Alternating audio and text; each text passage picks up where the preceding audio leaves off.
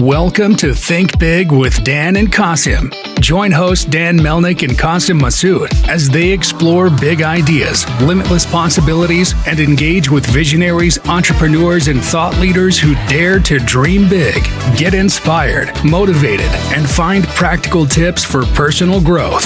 Think big, dream bigger, and ignite your potential.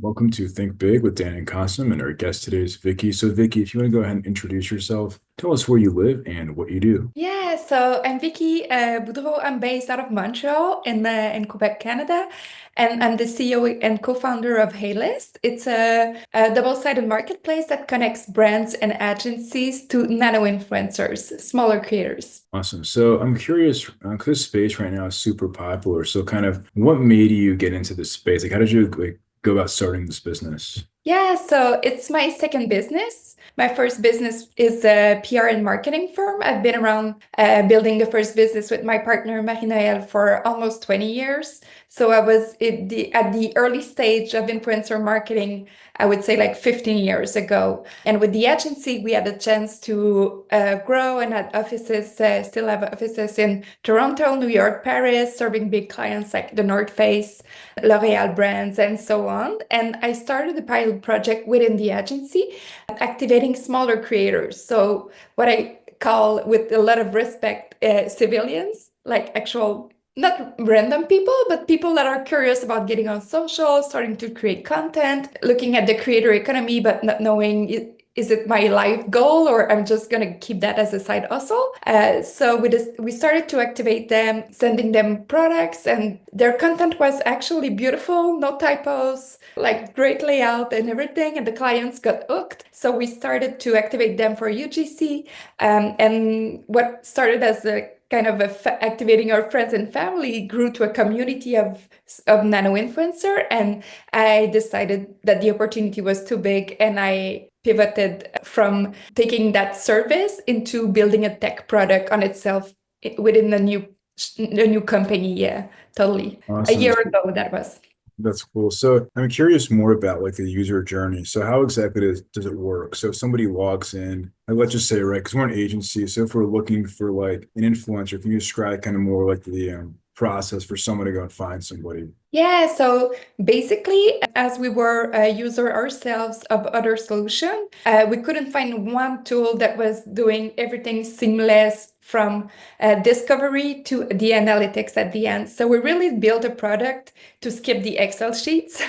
So when a marketer comes in, whether they're an agency or a brand, a marketer, they can start by doing the discovery of the creators. And because we're connected to the Meta API, our creators actually share all of their data with us. So we know their real numbers, and we have over 200 filters. We know if they have acne, a cat, dry skin. We have to find people with dandruffs lately for a shampoo company, and we had like 100 of them.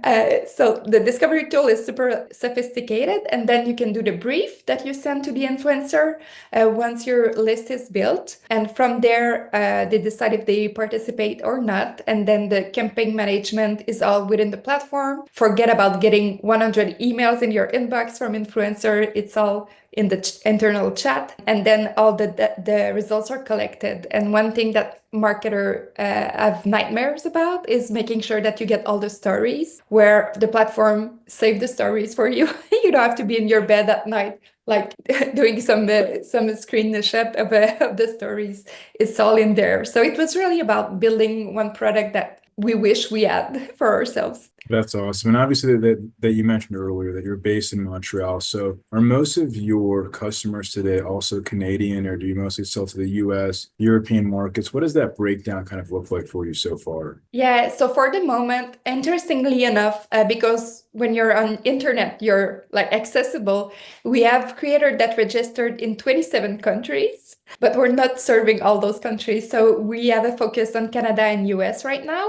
our database is mostly in Canada, but we're growing pretty fast in the US because we have clients coming our way, and we just did a beautiful campaign for a US beauty brand, and it was our highest engagement rate ever. So the overall engagement rate of the campaign was 17%. Whereas when you work with bigger creators, it's around 1%, and typically with smaller creator, it's 8%. So that 17% was like through the roof. So we see a lot of potential working with American brands and with American smaller creators. Do you think that the smaller creators are just more, bringing more value and better results because they're actually more resonating with the products, as opposed to some of these larger creators are doing so many promotions and it kind of lacks authenticity? What is kind of like your thought process behind like these creators versus like the major influencers?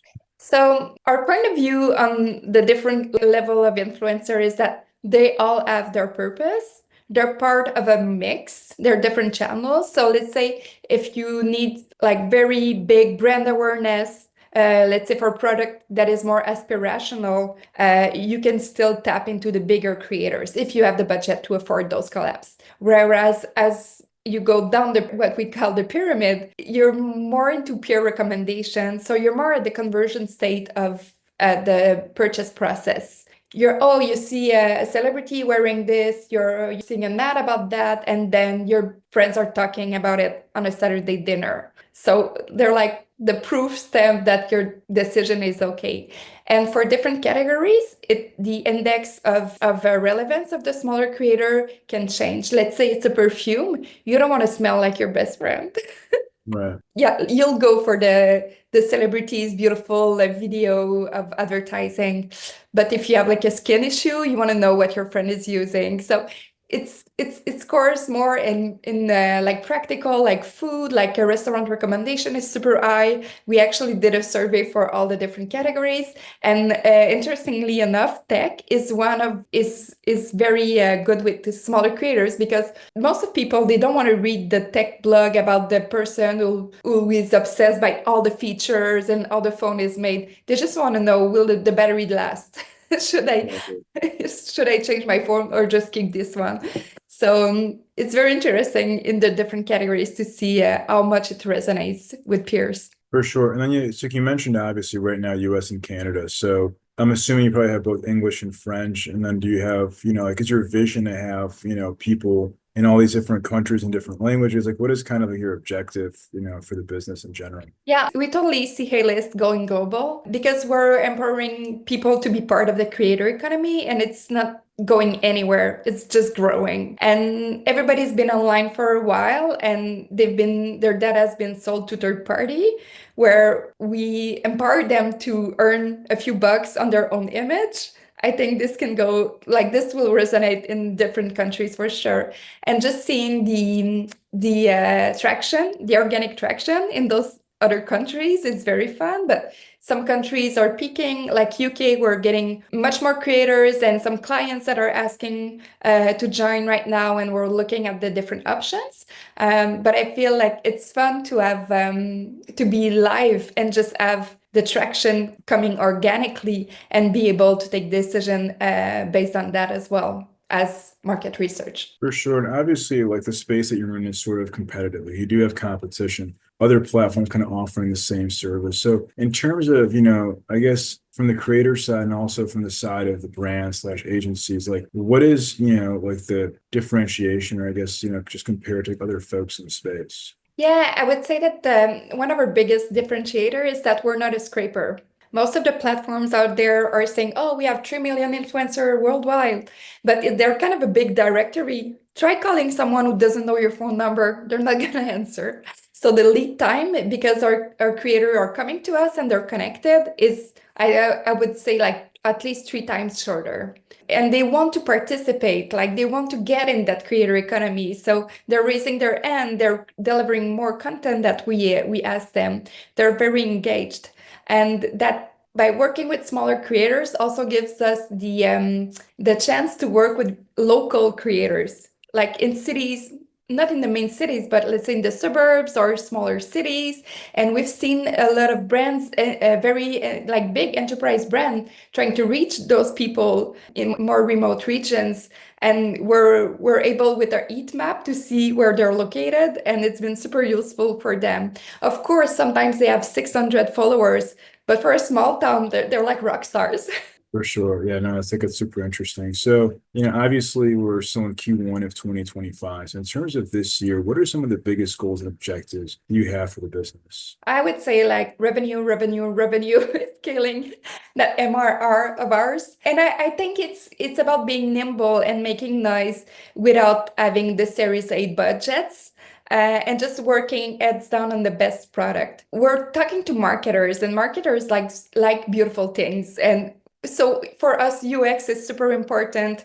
All the feature that we're working on also with we have two in-house data scientists. So leveraging AI to have a even seamless experience and a more intelligent research tool are projects that we're currently working on that will just add more value to our product and it for the benefit of their user. And I did not mention that, but on the creator side, they have their own dashboard as well. Most of the other platforms don't really care about the creators, not that they don't care about them, but they don't like take time to empower them and teach them and show them like their results. And so for us, it's about like making sure that we continue to grow, but we still give love to our community and yes, focus on revenue, but still like making sure that that everybody is opinion is taken into consideration as we continue building that platform. So in terms of revenue, so is your model more of like a membership, like a monthly subscription? And I guess how does that work? Or is it more so just like you take a certain percentage of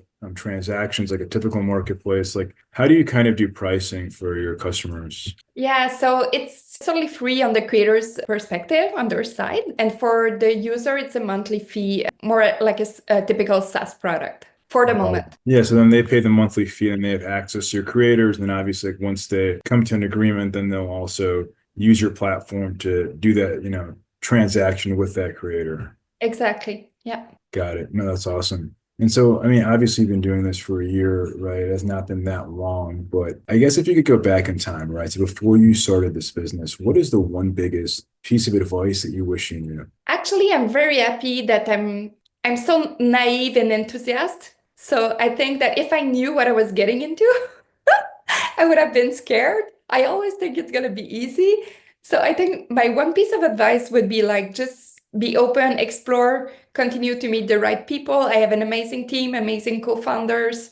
I'm super fortunate. But one advice is just I would have started sooner. Right. But like there's nothing we can do about that. Like we've been in pilot project mode within the agency for a long time. And before we decided to go full on and like raise a round of financing. But everything is come at its time. I don't know.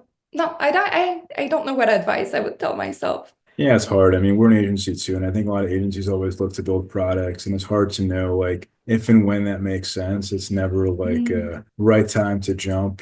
So I think, yeah, sometimes you just got to go for it and, see Yeah, what and for me, it was like leaving my first baby to go on to my next project. So Exactly. it was a big Awesome. move, but I'm very excited. Awesome. It's super exciting. So if somebody watching this wanted to use your platform or wanted to reach out to you, what's the best way for somebody to get in contact?